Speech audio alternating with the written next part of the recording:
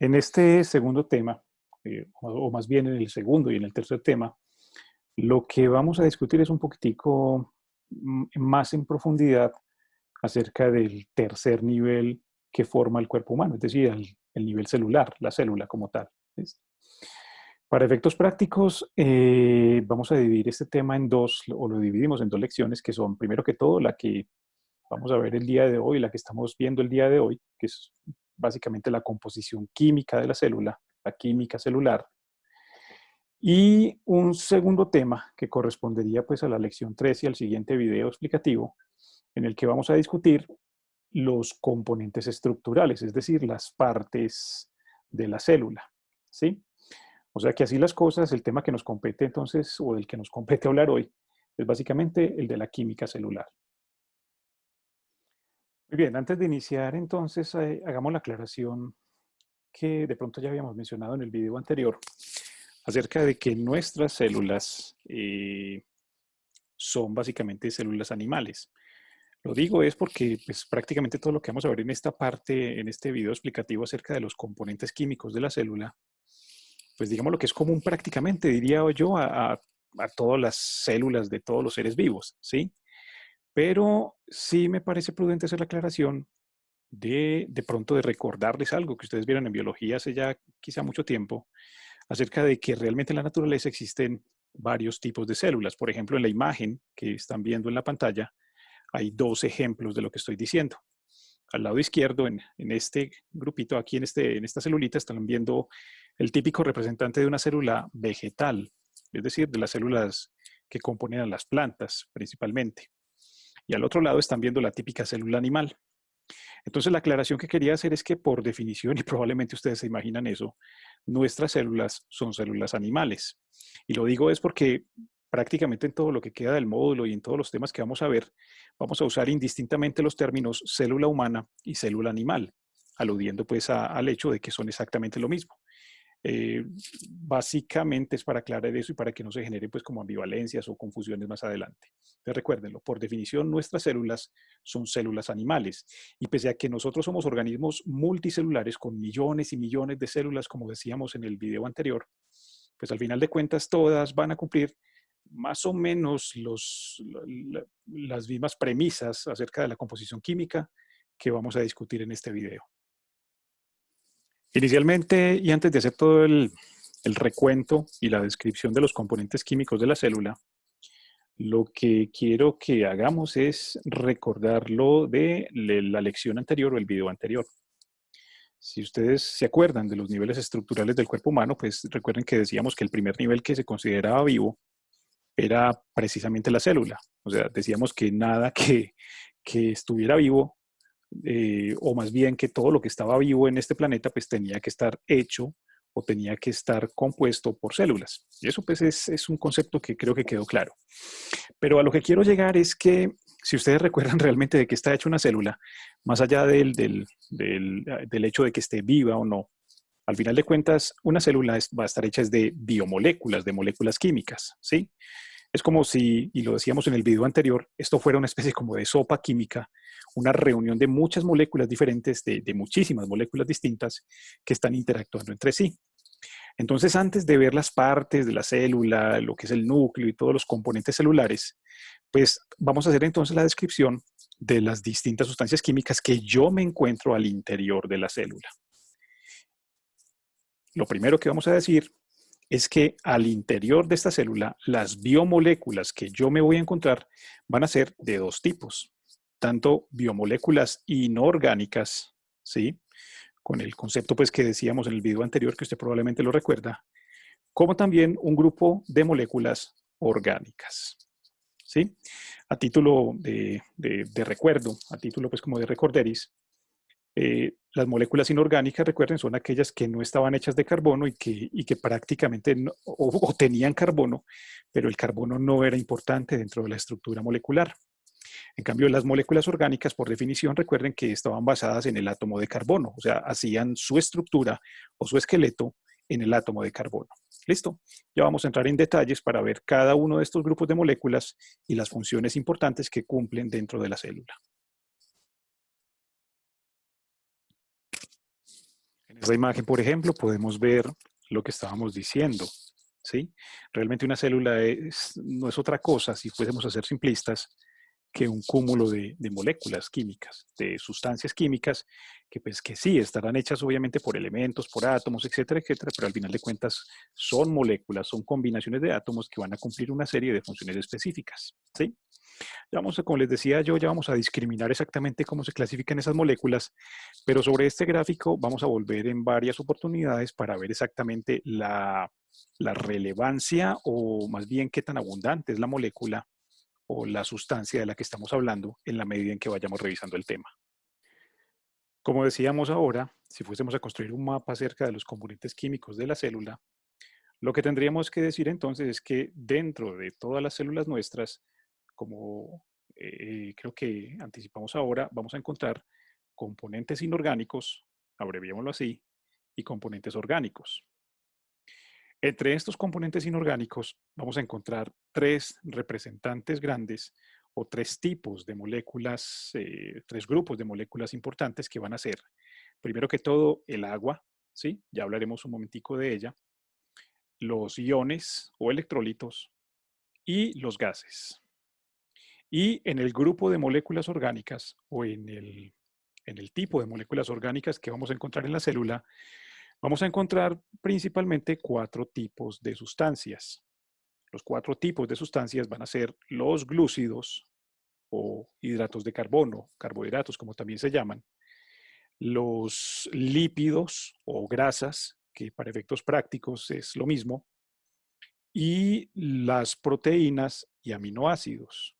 Proteínas y aminoácidos. Vamos a abreviar de esta manera para que me quepa ahí en la pizarra. Y un último grupo o un último tipo de sustancias que denominaremos ácidos nucleicos. A grandes rasgos, esa podría ser como la perspectiva general o la semblanza general de los tipos de moléculas químicas que yo encuentro en una célula. Vamos a ir inicialmente a hablar de las inorgánicas y centrémonos un momento en el agua. Muy bien, hablemos del agua. En la imagen que están viendo en la pantalla, que como les dije ahorita, pues está representando porcentualmente o proporcionalmente los distintos componentes químicos de la célula, se puede ver hasta qué punto el agua es importante. Lo primero que vamos a decir es que el agua, siendo un componente inorgánico o una sustancia inorgánica, es con mucho el principal componente de las células.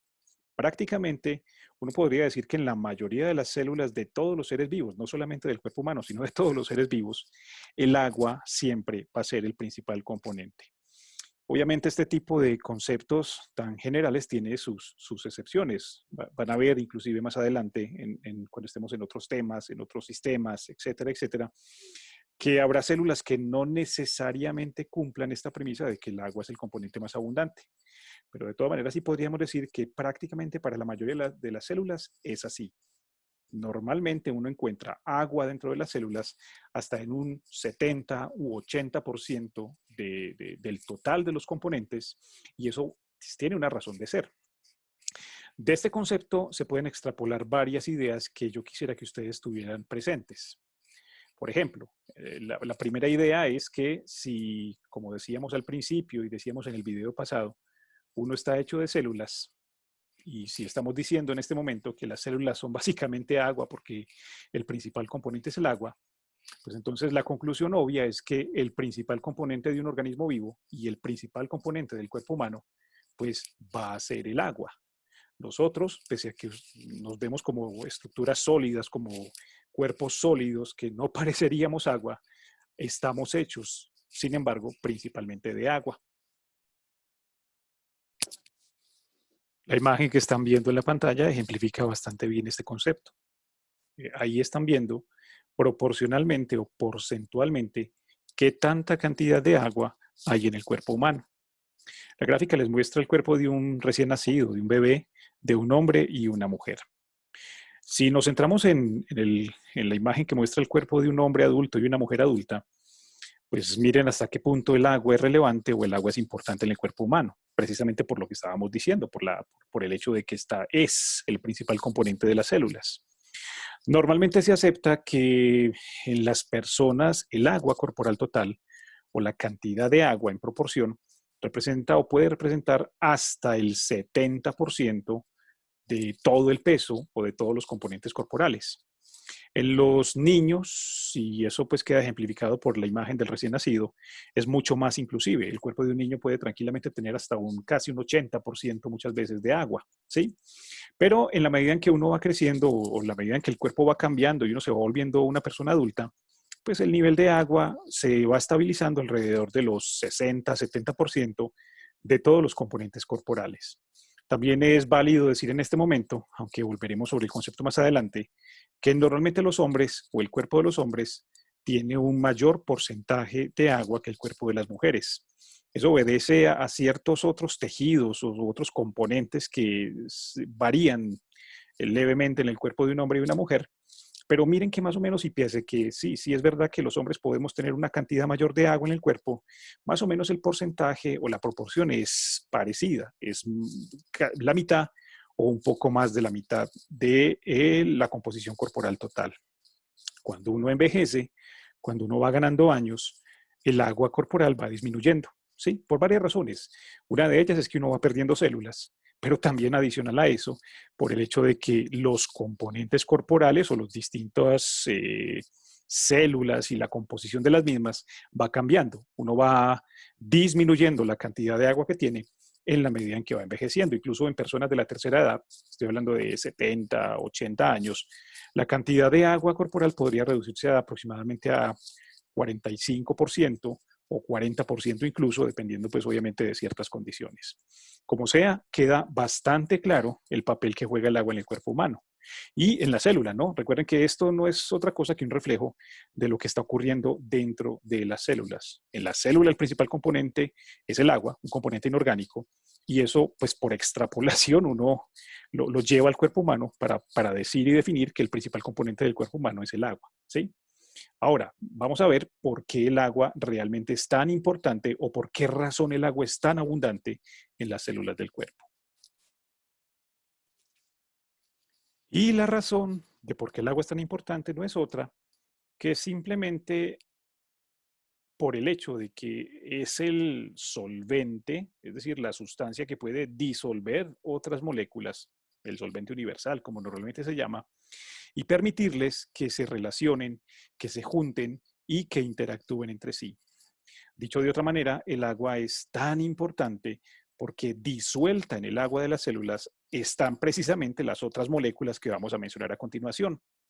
Y el hecho de que estén disueltas en el agua, que el agua las esté disolviendo, les permite que eventualmente se acerquen la una a la otra. Ese fenómeno de que se acerquen la una a la otra, pues es supremamente importante porque gracias a eso es que las moléculas químicas pueden reaccionar entre sí. Para que dos moléculas químicas o dos sustancias químicas puedan transformarse en algo distinto o puedan reaccionar químicamente, pues tienen que estar juntas, ¿sí? Y el agua es el medio ideal para que esas reacciones químicas ocurran, para que eventualmente una sustancia X que puede estar en este punto, pues se toque o entre en contacto con otra sustancia distinta y ocurra una transformación o una reacción química. Si no fuera por el agua, esas reacciones químicas sencillamente no serían posibles y el fenómeno que llamamos vida, que implica que se produzcan esas reacciones químicas, pues obviamente no sería posible. Esta es la sustancia inorgánica que permite que se den todas las reacciones químicas y todos los procesos que son necesarios para la vida de la célula. Como dijimos previamente, el otro componente inorgánico importante que tienen las células es el componente que vamos a llamar de manera general iones. ¿Sí? Estas sustancias o este componente más bien también recibe el nombre o también lo podemos referirnos a él con el término electrolitos o electrolitos, ¿sí? Que creo que tanto la palabra iones como el término electrolitos pueden ser familiares para muchas personas. Como sea, lo importante para recordar aquí es que adentro de las células, además de agua, que dijimos ahora que era el principal componente y que hacía que la célula fuera pues como una especie de cúmulo o burbujita de agua, adentro, mezclado con el agua, yo voy a encontrar iones. ¿Qué son los iones? ¿Para qué sirven los iones? Los electrolitos y los iones, que obviamente no son tan abundantes como el agua, no son otra cosa que moléculas o átomos, en este caso podemos hablar de átomos, incluso de elementos, que por definición tienen carga eléctrica, ¿sí? Y lo que quiero decir con el concepto de que tienen carga eléctrica es que eventualmente por distintas características que tienen ellos, van a ser de carga o positiva, ¿sí? O carga negativa. Es decir, son sustancias, moléculas o eventualmente elementos que están cargados eléctricamente, bien sea con cargas positivas o bien sea con cargas negativas. Esto tiene una serie de implicaciones importantes, pero antes de que las digamos y digamos la función que cumplen, pues recordemos que, como probablemente también se vio en biología alguna vez, a todas esas moléculas o iones o electrolitos que están cargados positivamente o que son cargas positivas en la célula, las denominamos de manera general cationes, ¿sí? Mientras que a todos aquellos que son de carga negativa, que están cargados negativamente, las vamos a denominar o normalmente se denominan aniones. Es decir, nosotros podemos hablar de electrolitos positivos o electrolitos negativos, o simplemente podemos hablar de cationes y aniones, y el concepto debe quedar sobreentendido, es decir, debe entenderse que los cationes por definición son positivos y que los aniones por definición son negativos. Ahora bien, ¿para qué sirven los iones o para qué sirven estas sustancias, estas moléculas cargadas eléctricamente en la célula?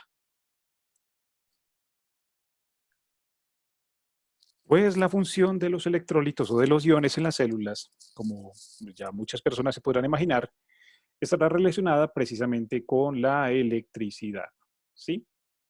Aunque pues obviamente hay que matizar un poquitico más el concepto, pero esa es como la idea que deberían recordar. Los iones o los electrolitos son aquellas sustancias que tienen la capacidad de darle propiedades eléctricas a las células. Aquí en esta imagen ustedes están viendo una representación esquemática de una célula. Esto sería una célula, el interior de una célula y el exterior también. Aunque pues no nos interesa mucho el exterior por ahora porque pues tendremos oportunidad de estudiarlo con más detalle. Pero vamos al interior. En el interior ustedes están viendo, como la imagen lo está mostrando, eh, los símbolos químicos, ¿sí? Los símbolos químicos de distintos elementos, y miren que siempre está asociado a cada uno de ellos una carga eléctrica, o sea, o positivo o negativo. Esta imagen está haciendo precisamente referencia a los iones o a los electrolitos de la célula. Gracias a estas sustancias o gracias a estas moléculas es que una célula, por ejemplo, tiene la capacidad eventualmente de producir electricidad. ¿Sí? Por raro que suene, el hecho precisamente de que haya electrolitos o iones metidos en el agua hace que la célula se comporte como una especie de pequeña batería. Produce electricidad tal cual como lo haría obviamente una pila o una batería muy pequeña. Y aunque pues, para muchas personas no sé si esto sea claro, pues puede ser sorpresivo, puede ser sorprender que una célula tenga la capacidad de producir electricidad, pero de hecho es así. Gracias a los iones, gracias a estas cargas eléctricas que se mueven de un punto a otro de la célula, eventualmente la célula puede producir corrientes eléctricas, como si fuera una pequeña batería. Estamos hablando, pues, obviamente de pequeños amperajes, pequeñas corrientes, pequeños voltajes, pero en última instancia es exactamente el mismo fenómeno que ocurre en una batería. Entonces, la primera función o la primera razón por la cual los electrolitos son importantes dentro de la célula es que gracias a ellos y al hecho de que se muevan de un punto a otro, la célula puede producir corrientes eléctricas, la célula puede producir electricidad. La segunda razón por la cual los electrolitos son relevantes o importantes en la función de la célula es porque no solamente le permiten producir electricidad, sino que además le permiten eventualmente responder a la electricidad. Eso, dicho de otra manera, significa que cuando yo a una célula le pongo una corriente eléctrica a través de, qué sé yo, de un cable, un electrodo, cosas por el estilo, como probablemente usted se imagina que va a hacer más adelante cuando esté, por ejemplo, en electroestimulación y con el equipo de gimnasia pasiva, pues las células eventualmente pueden responder a esa corriente eléctrica. De hecho, el ejemplo típico de esto son los músculos. Las células de nuestros músculos son capaces de responder precisamente a esas corrientes eléctricas que usted le va a poner más adelante cuando esté trabajando la parte de electroestimulación o de gimnasia pasiva. Entonces, son o es más bien gracias a los electrolitos o a los iones que todas las células del cuerpo pues, pueden responder a la electricidad. En este caso hay que aclarar que no son solamente las de los músculos, sino que son prácticamente todas las células, sino que van a encontrar algunas células o van a ver algunas células dentro del cuerpo que tienen esta función mucho más sofisticada que otras. Pero esto es prácticamente general para todas las células. Todas responden a la electricidad y de hecho, recordando la función anterior, todas pueden producir electricidad. Y la tercera función que podemos relacionar con la presencia de cargas eléctricas o de iones dentro de la célula es el hecho de que la célula pueda conducir electricidad. Es decir, si yo nuevamente le aplico una corriente eléctrica a esta célula por cualquier medio, la electricidad puede circular a través de la célula y eventualmente pasar como si fuera una especie de cable. Obviamente no es un cable, porque no estamos hablando pues de que sea la función específica de ellas, pero en última instancia, ella tiene la capacidad de conducir electricidad y es precisamente gracias a la presencia de electrolitos. Todas estas funciones que hacen los iones o los electrolitos en la célula, las podríamos resumir simplemente diciendo que gracias a los electrolitos o a los iones, las células de nuestro cuerpo tienen propiedades eléctricas. ¿Sí? ¿Cómo qué propiedades eléctricas? Sí, es decir, producen electricidad, responden a la electricidad y eventualmente conducen electricidad o transportan electricidad. En esta imagen además están viendo algunos de los electrolitos más relevantes o más importantes que están en las células. Aquí aparecen con los símbolos químicos, ¿sí? Y la carga que está asociada a ellos. Y aquí está el nombre por si hay alguna duda, ¿no? Está el sodio, por ejemplo, que es uno de los cationes más abundantes. Recuerden que los de carga positiva son cationes, ¿sí? Está el potasio, por ejemplo, que es un catión tremendamente importante en el cuerpo. Y el cloro, o cloruro, como lo llaman aquí. Debe quedar claro que no son los únicos. ¿Sí? Aquí en esta misma imagen están viendo, por ejemplo, el ion bicarbonato o están viendo el calcio y podríamos seguir la lista hacia abajo hablando del magnesio y otros elementos, las proteínas, etcétera, etcétera. Pero en última instancia, sí vale la pena como hacer la claridad de que estos tres, el sodio, el cloro y el potasio, van a ser de hecho los principales electrólitos o los principales iones dentro de las células. Tanto pues obviamente cationes, en el caso del sodio y el potasio, como aniones, como en el caso del cloro, y otros pues que mencionaremos o que podremos mencionar más adelante. Finalmente, y dentro del grupo también de las moléculas inorgánicas o de las biomoléculas inorgánicas que están presentes en la célula, vamos a mencionar o mencionamos ya a los gases, ¿sí? ¿Cuál es la idea? La idea es que al interior de las células, entre todas las sustancias químicas que están aquí metidas y que están aquí disueltas, vamos a encontrar también algunos gases, gases que eventualmente van a estar disueltos nuevamente dentro del agua de la célula. Aunque encontramos distintos tipos de gases, yo diría que los más relevantes o los más importantes que usted debe recordar son dos. El primero de ellos, que es familiar para pues, prácticamente muchas personas, es el oxígeno, ¿sí? El oxígeno como digámoslo, un gas así importante que con seguridad la mayoría de ustedes saben o intuyen cuál es la función, precisamente la razón por la que uno respira. Y adicional al oxígeno vamos a encontrar, por ejemplo, cantidades también importantes de dióxido de carbono o anhídrido carbónico, también llamado o abreviado CO2. Además de estos dos gases, es posible encontrar también dentro de la célula, disueltos en el agua, pequeños gases que uno respira del ambiente, como por ejemplo, qué sé yo, xenón, argón, etcétera, etcétera, pero que no tienen realmente, gases inertes, que no tienen realmente ninguna relevancia desde el punto de vista químico. Yo me atrevería a decir que los dos más importantes de estos gases inorgánicos, de estas moléculas inorgánicas, los dos más importantes que usted debe recordar, pues van a ser el oxígeno y el CO2. Ahora, yo decía previamente que de pronto muchas personas recuerdan o saben cuál es la función que cumple el oxígeno. El oxígeno es un gas que es tremendamente útil a las células porque gracias a ciertas reacciones químicas en las que él participa, pues la célula puede producir energía, entre otras cosas. Algo o un concepto sobre el que volveremos más adelante en otro video explicativo y en otro tema. Entonces, por ahora quedémonos con el concepto de que el oxígeno es un gas que es útil a las células y que las células de hecho requieren oxígeno para poder funcionar. Dejémoslo de ese tamaño. El anhídrido carbónico o el dióxido de carbono, el CO2, por el contrario, no es un gas que sea útil para las células. Podríamos incluso decir que es un gas tóxico o peligroso. De hecho, la idea que yo quiero que le quede desde ya es que el CO2, que es producido y fabricado por las células, de hecho, es normalmente un desecho celular, una sustancia que realmente la célula tiene que eliminarla, porque si no genera efectos nocivos o efectos tóxicos en ella. Entonces, resumiendo, dentro de las células vamos a encontrar gases inorgánicos que están disueltos acá en el agua de la célula.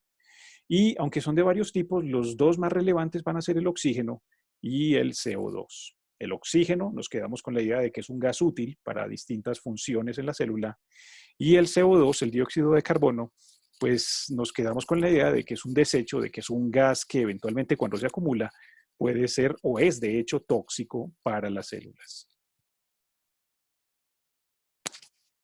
Muy bien. Y volviendo otra vez al mapa entonces conceptual en donde estamos resumiendo en perspectiva los componentes químicos de la célula, pues entonces podemos decir que ya prácticamente hemos hablado lo que necesitamos conocer, es decir, los conceptos que necesitamos manejar acerca de los componentes inorgánicos, las biomoléculas inorgánicas, el agua, los iones y los gases. Nos queda por hablar, nos queda por discutir los conceptos generales acerca de lo que son las biomoléculas orgánicas.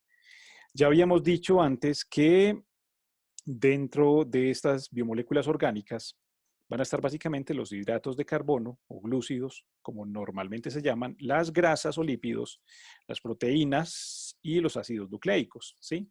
Vamos a coger cada uno de estos y vamos a tratar como de dar como los conceptos generales acerca de la función que cumplen, obviamente sin entrar en demasiados detalles químicos. No nos interesa mucho la parte química, ni la estructura, ni las características, sino más que todo el objetivo es buscar que recuerden la función que cumplen cada una de esas sustancias.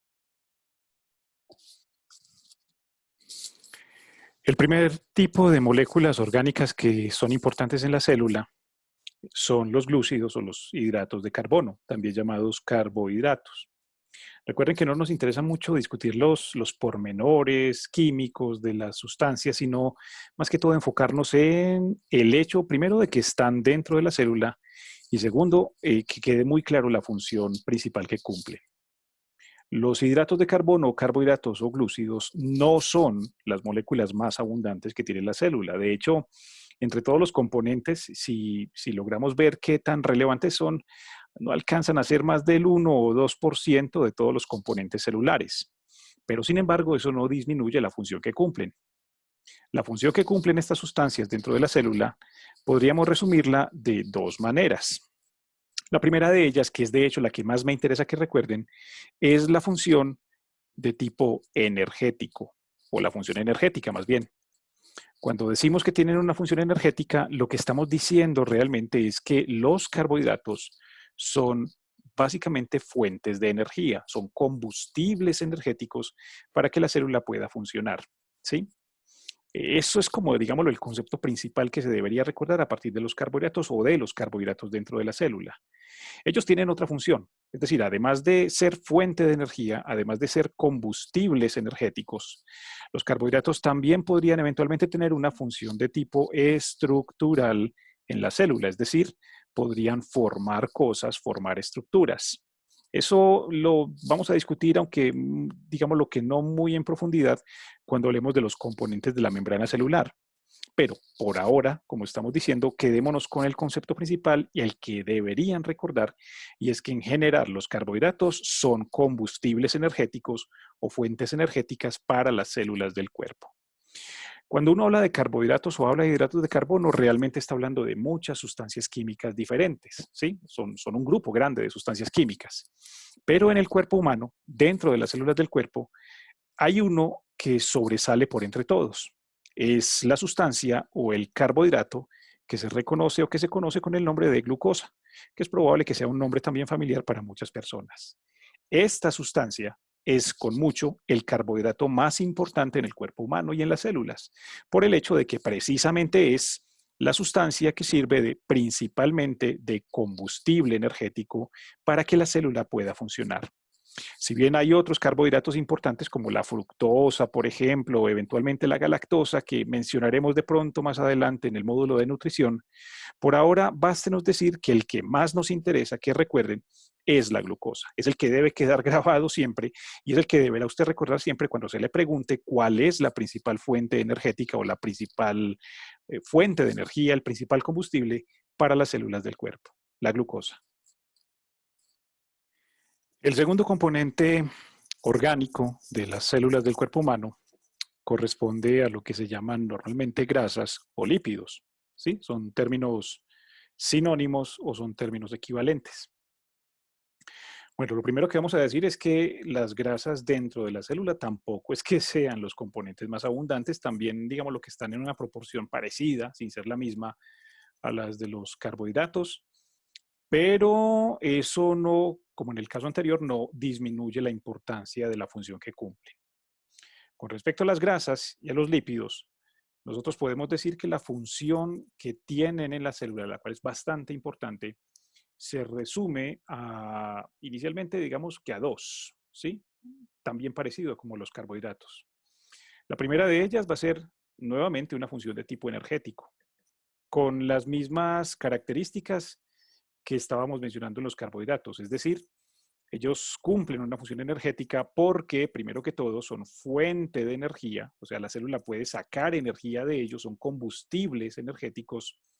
Y segundo, a diferencia de los carbohidratos que no hacen esto, permiten reservar energía en las células para largos periodos de tiempo. De hecho, esa es la forma más eficiente que tiene el cuerpo humano y las células del cuerpo humano para guardar energía, la guarda en forma de grasa, de hecho. Entonces, digamos que esta es la función, una de las funciones principales que tienen, una de las más reconocidas sin duda alguna y una de las más maldecidas también o de las más satanizadas por la gente, pero vamos a ver más adelante que es una función tremendamente importante. No es la única. En las grasas, particularmente aquí, a diferencia de las moléculas anteriores, aquí sí es muy importante que quede claro la gran importancia que tienen dentro de la parte estructural de la célula. Ellas, las grasas, los lípidos, tienen una función de tipo estructural. Nuevamente decimos que eso significa que forman cosas dentro de la célula, forman estructuras, forman partes de la célula. Y podríamos decir incluso más, o sea, podríamos decir que las estructuras que están formadas por grasa dentro de la célula son esenciales para que la célula se pueda mantener. Son lo que en general se conoce con el nombre de membranas celulares o membranas biológicas. Y son prácticamente todo lo que forman los distintos componentes de la célula, es decir, las distintas partes de la célula. Es probable que muchas en este momento recuerden, por ejemplo, partes de la célula, qué sé yo, recuerden la membrana celular, por ejemplo, o recuerden la membrana del núcleo o la membrana de la mitocondria, etcétera, etcétera, etcétera.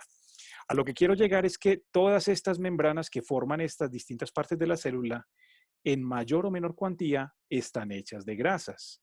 Por eso decimos que las grasas, además del hecho de dar energía, de reservar energía, pues permiten que la célula tenga sus propios componentes, que tenga sus partes. Por eso decimos que cumplen una función estructural. También tienen una función de tipo regulador, pero yo no quisiera pues como entrar en mucho detalle sobre esa función porque volveremos sobre ella más adelante cuando ya ahondemos en el tema de lípidos, sobre todo particularmente cuando estemos hablando de nutrición. Por ahora, inicialmente, lo que debe quedar claro es que las grasas cumplen una función de tipo energético, porque son muy buena fuente de energía, de hecho, dan mucha energía, sirven para guardar energía en largos periodos de tiempo y además de eso son tremendamente importantes como componentes estructurales de la célula. Ya enseguida les digo qué tipo de grasas son básicamente las que cumplen estas funciones. En la imagen que están viendo en pantalla están viendo una grasa, de hecho. Las grasas, así como los carbohidratos, les decía yo ahora, son una gran cantidad de sustancias. ¿Listo? La idea no es entrar pues, en demasiada parafernalia química, pero sí es importante mencionar algunas grasas que cumplen unas funciones fundamentales en la célula. Por ejemplo, esa que están viendo ahí. En la imagen de la pantalla ustedes están viendo un triglicérido, que es un nombre que probablemente muchas personas también recuerdan o reconocen de pronto por, qué sé yo, análisis de laboratorio, cosas por el estilo. Pero la cuestión es que los triglicéridos son un tipo particular de grasa que, por ejemplo, en las células son las que cumplen principalmente la función que les dije ahorita, la primera función, la función de tipo energético. De hecho, podemos nosotros decir que precisamente los triglicéridos en las células, o sea, todo esto, son las moléculas que se encargan también, además de la glucosa, de dar energía y en este caso particular, de reservar energía para largos periodos de tiempo, como estábamos diciendo hace un instante. Este es un triglicérido y como acabamos de decir entonces, esta es una molécula que la célula utiliza principalmente para sacar energía, para quemar como combustible literalmente y para reservar energía en largos periodos de tiempo, para reservar una gran cantidad de energía. Pero esta no es la única grasa que hay muchos otros tipos de grasas y a continuación, venga, ya les muestro otra que también quisiera que recordaran por la relevancia que tiene dentro de la célula. Esas grasas son los fosfolípidos, ¿sí? Tal cual como ustedes están viendo en la imagen. Esta es una grasa también, pero a diferencia de la anterior, de los triglicéridos, que decíamos que cumplía funciones energéticas predominantemente, los fosfolípidos son como el ejemplo típico de la grasa que cumple funciones estructurales dentro de la célula. Ahora decíamos que las grasas cumplían la función de formar membranas biológicas como la membrana celular y otras que vamos a estudiar, pero la grasa que hace eso realmente son los fosfolípidos, es que es precisamente la que están viendo ahí. Normalmente pues no vamos a entrar en detalles químicos, pero aquí se puede ver pues el hecho de que son precisamente moléculas orgánicas, miren la cadena grande de carbonos que tienen. Y sobre lo que quisiera llamarle la atención es sobre el aspecto con el que lo pintan en los distintos dibujos, para que reconozcan esta misma figura más adelante cuando estemos hablando de las membranas biológicas dentro de los componentes celulares. Por ahora, lo que podemos decir es que esto es una grasa y que es una grasa que principalmente dentro de la célula cumple funciones de tipo plástico o estructural, o sea, formar estructuras. Los fosfolípidos usualmente sirven es precisamente para eso, para formar membranas celulares, membranas biológicas o las distintas membranas que vamos a encontrar dentro de la célula humana. Y llegamos al tercer tipo o la tercera clase de molécula o biomolécula orgánica que está presente en nuestras células, que corresponde a la proteína. Realmente son moléculas bastante interesantes por todo lo que hacen dentro de la célula, pero lo que podemos decir en rasgos o a rasgos pues, en generales acerca de ellas es más o menos lo siguiente. Lo primero es decir que las proteínas, químicamente hablando, sin entrar en mucho detalle, son biomoléculas muy complejas, son de una complejidad muy grande, muy elevada. De hecho, comparativamente en tamaño, por ejemplo, con los carbohidratos y con las grasas que acabamos de mencionar, son infinitamente más grandes que las anteriores. Pues de hecho, precisamente por ser tan grandes, es que normalmente se dice que están constituidas o están construidas por fichas más pequeñas, es decir, como por pequeños ladrillos que están conformando esas moléculas grandotas. Esas fichitas o esas moléculas que forman las proteínas, que construyen las proteínas para que sean así grandes y complejas, son los aminoácidos. Lo que estamos diciendo de otra manera, o lo que podríamos resumir de otra manera, es que todas las proteínas, absolutamente todas, van a estar constituidas o van a estar hechas de aminoácidos. Los aminoácidos son los ladrillos, las pequeñas piezas que se van a unir entre sí para formar moléculas muy grandotas, de alta complejidad, como lo son las proteínas. Eso es lo primero. Entonces, lo que vamos a decir aquí con respecto a las proteínas, en cierta forma, pues también aplica a los aminoácidos. La segunda cuestión importante con respecto a las proteínas es qué tan abundantes son en la célula. Y a diferencia de los hidratos de carbono, de los glúcidos que mencionábamos ahorita, y a diferencia de las grasas, las proteínas sí son son mucho más abundantes que las dos anteriores moléculas, pues precisamente por la función que cumplen, ¿sí? Si vamos a mencionar qué tan abundantes son, podríamos decir que están alrededor de, depende, no, depende mucho de la célula, pero podríamos decir que están alrededor del 10% o inclusive hasta el 20%. Es decir, después de el agua, las proteínas son el componente más abundante que tiene la célula, obviamente pues nunca superando al agua, ¿sí? Van a encontrar, o más adelante inclusive vamos a ver que hay algunas células que inclusive tienen una gran cantidad de proteínas, pueden ser niveles cercanos al 80%, pero como estamos hablando de una célula promedio, sin entrar en mucho detalle, lo que sí podemos decir es que después del agua, pues obviamente sí es el componente más abundante por encima pues, de los carbohidratos y de las grasas. La otra cuestión importante que debe recordarse con ellas es la función que cumplen. Podríamos decir a grandes rasgos que las proteínas cumplen tres funciones en la célula. La primera de ellas va a ser una función de tipo estructural, que si somos coherentes con lo que dijimos anteriormente de los carbohidratos y las grasas, pues lo que significa este concepto es que forman cosas, forman estructuras. Este es el otro gran componente estructural que tienen las células y el que permite que formen también entonces las distintas partes, como por ejemplo las mismas membranas, las mitocondrias, el aparato de Golgi y otras partes de pronto de la célula que es probable que muchas personas recuerden. Por ahora el concepto es que las proteínas tienen una función tremendamente importante en la formación de estructuras en la célula. Esa es la primera función. Eso aplica también para los aminoácidos.